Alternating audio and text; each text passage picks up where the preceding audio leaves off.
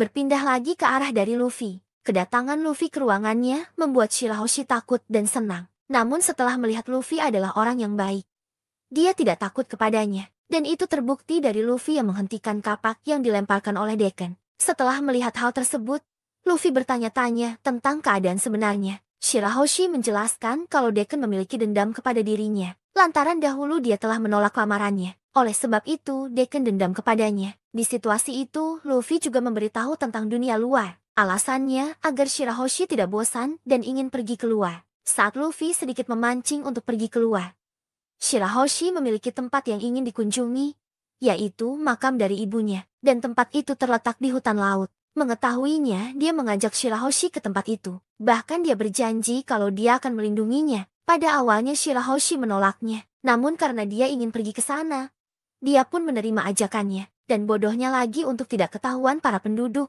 Luffy menyembunyikan Shirahoshi di dalam perut hiu peliharaan. Di tempat lain diperlihatkan beberapa bajak laut yang sedang berkumpul, di mana kedua bajak laut tersebut adalah bajak laut terkuat dari manusia ikan. Mereka bernama Hody Jones dan Vander Decken. Mereka berdua berniat beraliansi untuk menghancurkan kerajaan Ryugu. Bajak laut manusia ikan dipimpin oleh orang yang bernama Hody Jones. Hody sangat membenci manusia. Itu dikarenakan para manusia selalu memandang rendah para manusia ikan. Namun suatu hari dia bertemu dengan seseorang yang bernama Arlong, di mana kelompok Arlong juga membenci para manusia. Dikarenakan dulu Arlong juga mendapatkan diskriminasi dari para manusia. Oleh sebab itu, Arlong yang awalnya hanya ingin menakut-nakuti saja malah kebablasan. Tetapi hal itu malah membuat Hody senang, karena dirinya sefrekuensi dengan idolanya. Mulai dari sini timbul kebencian terhadap manusia, dan dia berupaya keras untuk menjadi kuat agar bisa membalaskan dendamnya. Sampai suatu hari saat dia besar, dia mendapatkan kabar bahwa bajak laut Arlong telah dikalahkan oleh bajak laut Mugiwara. Dan karena hal tersebut juga membuat Hody sangat marah dengan kelompok Luffy yang telah mengalahkan idolanya. Jadi sekarang dia juga berniat untuk membalaskan dendamnya kepada Luffy. Itulah kisah dan awal mula kebencian Hody terhadap manusia. Kembali ke cerita. Saat itu mereka sudah sepakat beraliansi untuk menghancurkan kerajaan. Namun saat itu Hachi datang dan mencoba menghentikan mereka. Hachi mengatakan kalau Hody sekarang sudah keterlaluan. Namun apa yang dikatakan oleh Hachi tidak didengarkan oleh Hody. Alasannya dia tidak akan menghormati lagi orang yang sudah berteman dengan para manusia. Agar Hachi tidak banyak bicara, dia meminta Dekken untuk menghabisi nyawanya. Lalu diperlihatkan kekuatan dari Dekken yang cukup menarik, di mana dia bisa menarget seseorang sesuai dengan keinginannya. Namun saat ini dia hanya bisa memasang satu target, karena satu target lainnya dia telah diarahkan kepada Shirahoshi. Menariknya, jika dia sudah menargetkan musuhnya, maka senjata yang dia lempar tidak akan meleset. Dan karena hal tersebut akhirnya Hachi terkena serangan yang cukup parah. Setelah rencana tersusun rapi, Dekken dan Hody mulai bergerak. Pertama dimulai dari Dekken yang melempar budak manusia ke kerajaan. Alasannya agar para budak tersebut membuka pintu masuk ke kerajaan. Dan sesuai rencana, budak tersebut akhirnya bisa membuka pintu masuk. Atas hal itu, Dekken dan Hody masuk ke dalam untuk memulai rencana kedua. Di mana rencana kedua adalah mengkudeta kerajaan. Namun saat di sana, dia dikejutkan dengan adanya para anggota topi jerami. Hal itu tidak membuatnya takut karena dia juga berencana untuk membalaskan dendamnya. Dalam keadaan itu, Zoro berubah pikiran dan langsung menargetkan untuk menyerang Hody. Dekken yang mengetahui kalau Shirahoshi tidak ada di tempat ini bergegas untuk mencarinya. Di kesempatan itu, Zoro melakukan cara agar bisa menyelamatkan teman-temannya dan tidak membuat masalah kembali. Tetapi Hody tidak diam saja karena dia berniat untuk membuat gedung ini dipenuhi oleh air.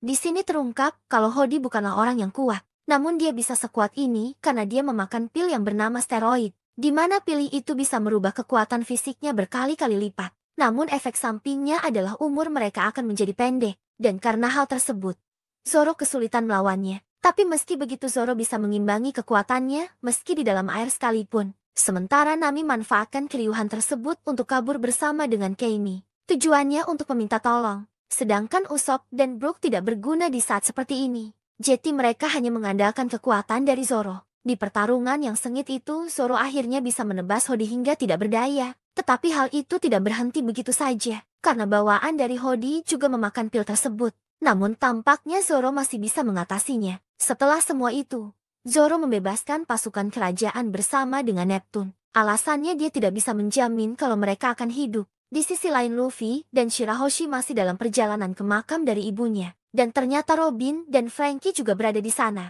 Jadi terlihat kalau mereka nanti akan berkumpul di sana. Di tengah perjalanan, Luffy melihat Chopper yang sedang mengobati Sanji. Atas hal itu, Luffy pun menemui mereka. Namun secara tidak terduga, Hiu yang tidak kuat menahan lagi akhirnya mengeluarkan Shirahoshi di depan para penduduk. Hal tersebut membuat mereka terkejut. Bahkan mereka mencurigai kalau Mugiwara mau menculik Shirahoshi. Jadi saat ini Luffy dan yang lain sedang terpojok. Karena mereka tidak dipercaya oleh para penduduk. Bahkan masalah timbul lagi saat Dekken telah sampai dan berniat untuk menghabisi Shirahoshi. Tetapi itu tidak terjadi karena Luffy yang siap siaga langsung membuatnya babak belur. Setelah hal itu Luffy dan yang lain bergegas pergi agar tidak mendapat masalah kembali. Luffy pun tiba di hutan laut. Sesampainya di sana dia bertemu dengan Frankie dan Sanigo. Di sana Frankie bertemu dengan teman lamanya yaitu saudara dari Tom. Bahkan Jinbe juga di sana. Pastinya dia menunggu kehadiran dari Luffy dan teman-temannya. Tidak lama kemudian Nami juga datang. Di waktu yang tepat Jinbe baru sadar kalau Shirahoshi juga berada di tempat ini. Luffy menjelaskan dia berada di sini karena dia ingin mengantar Shirahoshi ke makam ibunya. Namun Nami memperjelas keadaan sekarang. Di mana sekarang kerajaan telah diserang oleh kelompok dari Hodi. Bahkan Zoro Usopp dan Brook masih terjebak di istana bersama dengan Neptune. Hal itu membuat Jinbe terkejut karena dugaannya benar bahwa Hodi ingin balas dendam. Atas hal tersebut Jinbe meminta maaf atas membawanya ke masalahnya. Di belahan pulau lain terlihat kalau aliansi Hodi juga mulai bergerak. Dimulai dari menghancurkan kota-kota dan menyerang penduduk yang menentang pahamnya. Bahkan aliansi tersebut meminta para penduduk untuk menginjak foto seseorang yang diduga ratu di pulau ini yang bernama Otohime. Akan keadaan itu, penduduk kota telah bimbang. Lebih parahnya lagi, aliansi akan menghabisi nyawa orang yang tidak mau menginjak foto itu. Mulai dari sini, kekacauan di pulau manusia ikan menjadi memuncak. Beralih ke istana kerajaan yang saat itu Zoro sudah kehabisan energi melawan Hodi. Jadi saat ini, dia hanya bergantung kepada Neptune yang masih memiliki kekuatan. Tidak disangka di sela-sela merencanakan untuk melarikan diri, Hodi tiba-tiba bangkit kembali. Sekarang terlihat kalau Hodi memakan pil steroid yang cukup banyak. Atas hal itu, kemampuan fisiknya berkali-kali lipat. Neptune yang mengetahui hal itu tidak diam saja. Dia pun mencoba menggunakan kemampuan terkuatnya juga. Namun dia tidak menyerang Hodi, melainkan membuat celah agar pasukannya bisa keluar. Sementara dirinya akan mengorbankan diri, karena saat ini hanya itulah yang dia bisa. Namun tidak terduga hal baik menghampirinya. Namun tetap saja Hodi tidak membiarkannya. Akhirnya Neptune bersama dengan Zoro dan lain tertangkap. Setelah itu Hodi berniat membawanya ke tengah kota. Nantinya dia akan mengakhiri nyawa Neptune di sana. Bodohnya lagi, Hodi meminta semua pasukannya untuk pergi dari istana. Karena dia percaya bahwa Zoro dan kelompoknya tidak bisa kabur dari penjara yang dia buat. Beralih ke Luffy lagi. Saat itu mereka beristirahat sambil menyembuhkan Hachi di sana. Di tempat tersebut mereka membahas tentang alasan dari Hodi dan mengapa dia melakukan hal tersebut. Namun sebelum itu timbul masalah antara Nami dan Jinbei. Nami merasa marah kepada Jinbei karena rumor mengatakan kalau perbuatan Arlong di East Blue adalah tanggung jawabnya. Di saat itu Jinbei pun terkejut karena berita desa yang dihancurkan oleh Arlong adalah salah satu kru dari Luffy. Untuk membenarkan masalah tersebut, Nami meminta Jinbei untuk menjelaskan.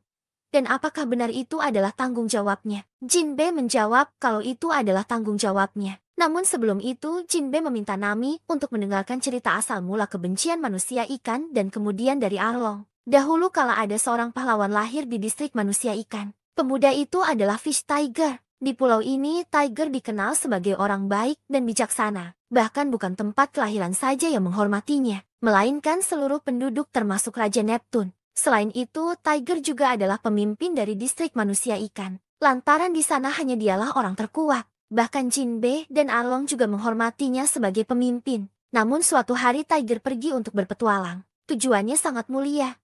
Dia ingin mencari sebuah kedamaian untuk hidup bersama dengan manusia. Setelah kepergian dari Tiger, Arlong dan Jinbei hidup dengan apa yang mereka suka. Di mana Jinbei menjadi komandan kerajaan untuk menghidupinya. Sementara Arlong berniat untuk membuat bajak laut agar dia bisa seperti Fish Tiger. Tetapi sifat dari Arlong dan Jinbei cukup berbeda. Di mana Arlong selalu berusaha keras untuk menghabisi manusia. Sementara Jinbei masih sama seperti Tiger yaitu dia mencari kedamaian. Di saat menjadi komandan kerajaan Jinbei belajar banyak hal tentang kedamaian menurut Ratu. Karena di saat menjaganya, dia terkejut saat Ratu bersusah payah untuk memberdayakan kedamaian terhadap para penduduknya. Kadang Arlong yang memiliki visi yang berbeda sering menentang Ratu. Jeti kedamaian menurut Arlong adalah tidak ada manusia. Selang 2 tahun kemudian, Tiger akhirnya telah pulang berpetualang. Jinbei dan Arlong senang akan kehadirannya kembali. Setelah pulang, Tiger langsung ke kerajaan untuk menceritakan petualangan selama 2 tahun ini. Ternyata dalam 1 tahun lalu, dia menghadapi sebuah masalah yang cukup besar, di mana dia menjadi budak dari para Tenryubito. Namun kenangan buruk di sana tidak bisa dilupakan.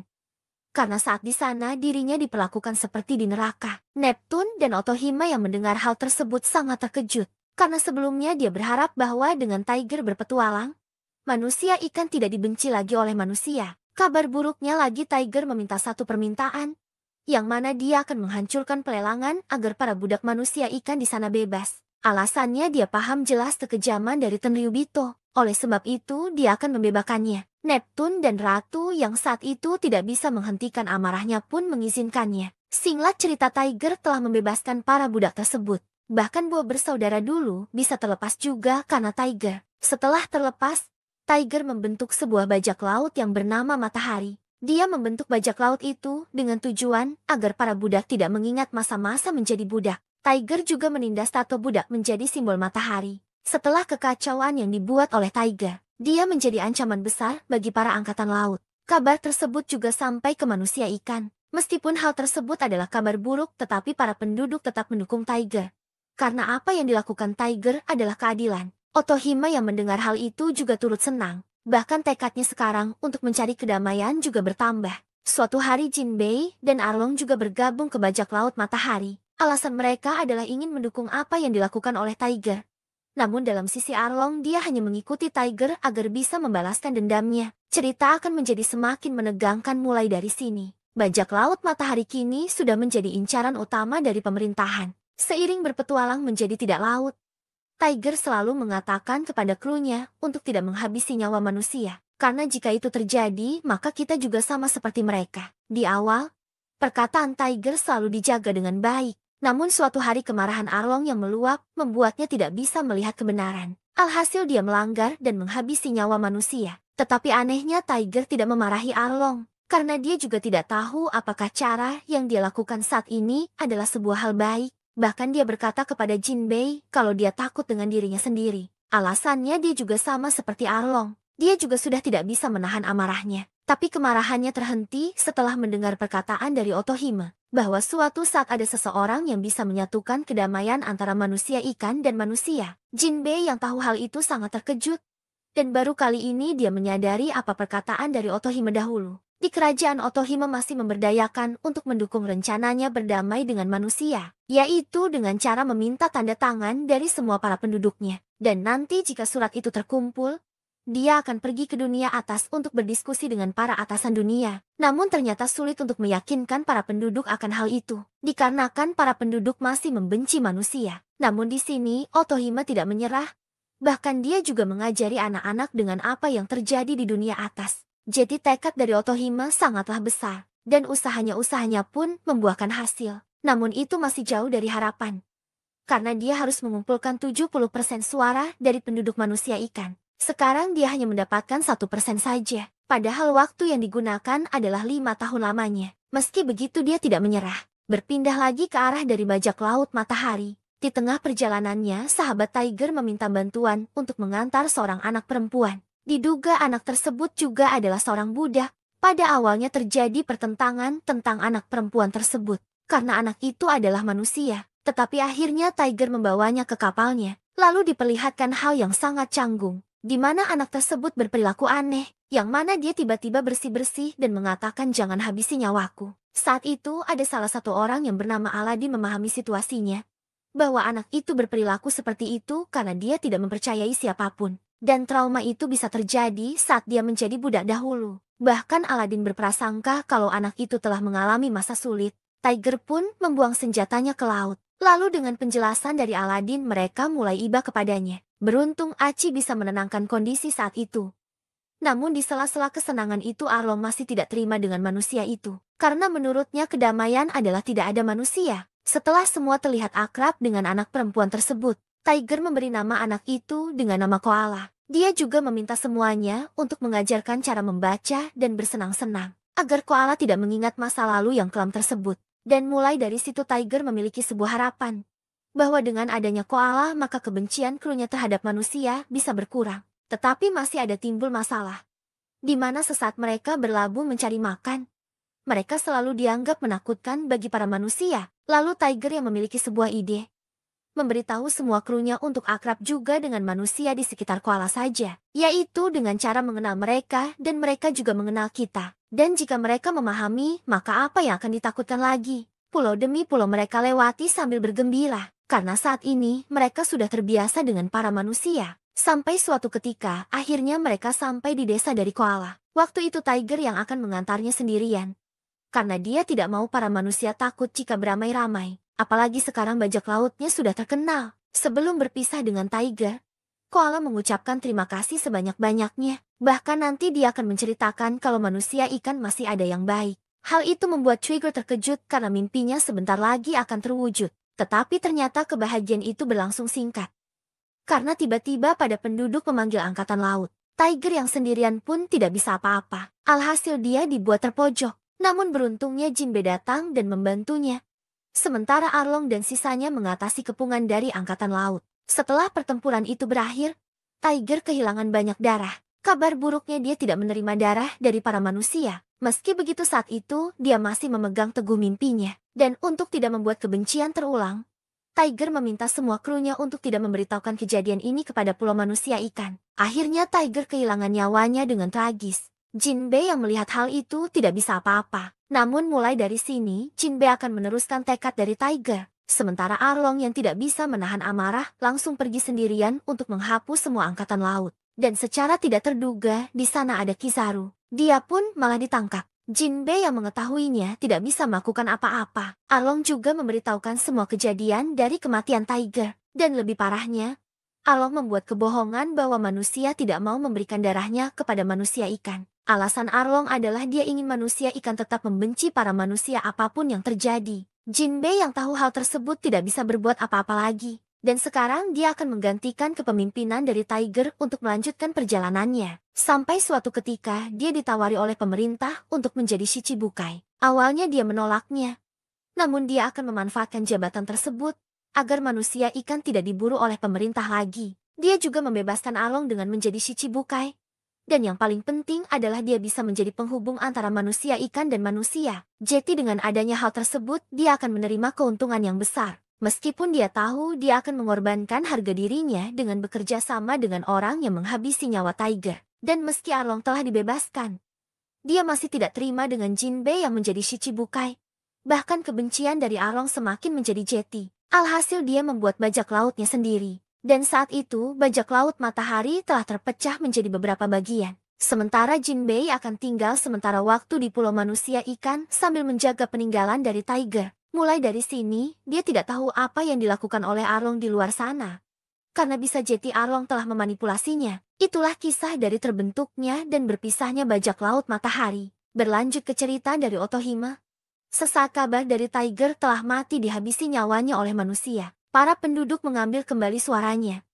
Alasannya manusia tidak bisa dipercaya. Hal itu membuat Otohime hancur dalam keputusasaan. Karena apa yang dia lakukan saat ini telah sia-sia. Di kondisi yang seperti itu, dia tidak sengaja kehilangan akal karena minum.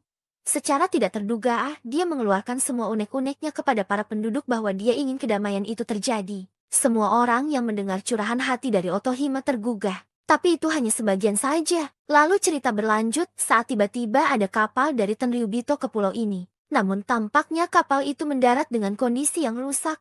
Yang masih hidup hanyalah satu orang. Tepatnya dia adalah Tenryubito yang bernama Saint. Melihat hal itu, semua kebingungan. Apalagi di sini Saint juga bertindak bodoh. Yang mana dia mengancam akan menghabisi nyawa jika tidak ditolong. Hal itu membuat reputasi manusia terhadap manusia ikan menjadi memburuk. Sampai suatu ketika ada beberapa orang yang mendekati Saint. Ternyata orang itu adalah budaknya dahulu. Saat itu, mereka ingin membalaskan dendamnya atas perbuatannya dahulu. Namun naasnya saat ingin menghabisinya, tiba-tiba Otohime menyelamatkannya. Beruntungnya Otohime hanya tergores saja, mengingat dia memiliki kemampuan Kenbun Shoku Haki. Tapi hal itu malah dimanfaatkan oleh Saint untuk menyerang Otohime. Hal itu membuat semua terkejut. Karena Saint tidak tahu terima kasih. Terlihat kalau memang seperti itulah sifat asli dari kebanyakan manusia. Di kondisi yang menegangkan seperti itu tiba-tiba muncul si King di pulau ini. Dan ternyata hal itu adalah pemicu dari Shirahoshi menangis. Atas hal tersebut membuat kekacauan itu berhenti. Sementara Saint akan menuruti Otohime untuk disembuhkan. Cerita berlanjut dari Saint yang sembuh dari luka parahnya. Lalu Otohime memberikan sebuah kendaraan agar Saint bisa kembali pulang. Secara tidak terduga Otohime juga ikut. Tujuannya yaitu meminta surat perdamaian kepada atasan dunia. Melihat hal itu semua penduduk pun tidak terima. Karena bisa jadi Saint menghabisinya di tengah perjalanan. Tetapi karena tekad dari Otohime Neptune pun mengikhlaskan kepergiannya. Singkat cerita Otohime kembali dengan selamat.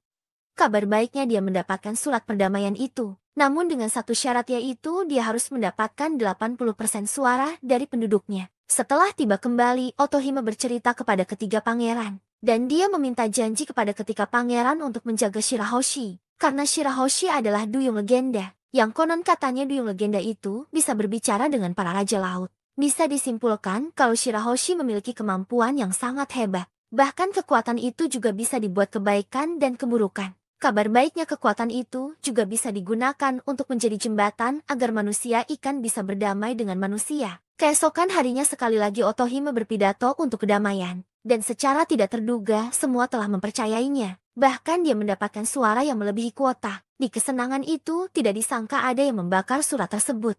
Bahkan yang paling mengejutkan adalah Otohime telah dilubangi peluru oleh seseorang. Dan ternyata yang menembaknya adalah manusia. Namun manusia itu telah kehilangan nyawa saat dihabisi oleh Hodi. Jadi di waktu yang genting itu, mereka tidak bisa memperjelas apa alasan manusia itu menghabisi ratu. Alhasil kebencian terhadap manusia muncul kembali. Namun Otohime yang sekarat berkata kepada anaknya untuk tidak menaruh dendam kepada orang yang menghabisinya. Karena dia tidak ingin kejadian sama terulang kembali. Neptune yang mengetahuinya pun sangat menyesalinya. Bahkan dia juga beranggapan sama untuk menguji manusia melebihi dari apapun. Tapi kemarahannya kembali lega saat dia mengingat perkataan dari Otohime dahulu. Tetapi dengan hal itu juga, dia meminta anak-anaknya untuk tidak pergi keluar terutama Shirahoshi. Karena bisa jadi ada orang yang mengincarnya. Mengingat Shirahoshi memiliki kekuatan yang besar. Namun dalam segi Fukaboshi yang sudah berjanji pada ibunya melakukan sesuatu tidak terduga. Di mana dia meminta satu lagi kepada para penduduk untuk mempercayai manusia. Karena dia tidak ingin usaha ibunya selama ini menjadi sia-sia. Atas perkataan dari Fukaboshi, para penduduk pun sekali lagi mempercayainya. Kembali ke cerita, setelah Nami mendengar cerita dari Jinbe, dia pun sadar kalau sebenarnya Jinbe tidak ada hubungannya dengan Arlong. Karena orang yang paling dia benci adalah Arlong. Hal itu membuat Jinbe senang dan berterima kasih. Lalu Hachi yang sudah tersadar mengatakan kepada Jinbe kalau Hodi sekarang sudah berbeda. Di mana Hodi ini lebih kejam daripada Arlong. Bahkan Hodi bukan membenci manusia saja. Tetapi dia juga membenci manusia ikan yang bersahabat dengan manusia. Selain itu Hachi juga menjelaskan apa tujuan dari Hodi yang sebenarnya. Hodi ingin menghabisi semua keluarga kerajaan terutama Shirahoshi. Mengingat Shirahoshi memiliki kekuatan yang bisa menghancurkan dunia. Di waktu yang sama, pula Hodi menyiarkan acara ke seluruh pulau manusia ikan. Bahwa dirinya akan menghilangkan nyawa Neptune di tengah kota. Dengan tujuan Neptune sekarang tidak berguna. Pastinya juga dirinya yang akan menggantikan era dari Neptune. Kekejaman dari Hodi juga diperlihatkan di sini. Yang mana dia akan berencana membakar semua surat yang dikumpulkan oleh Otohime dahulu. Dia juga akan menghabisi semua orang yang telah mendukung Otohime. Itu membuat suasana menjadi kacau dan mencekam sekarang. Jinbe yang mengetahui hal itu sangat marah. Di sini, Luffy juga berniat untuk membantu, tetapi dihentikan oleh Jinbe.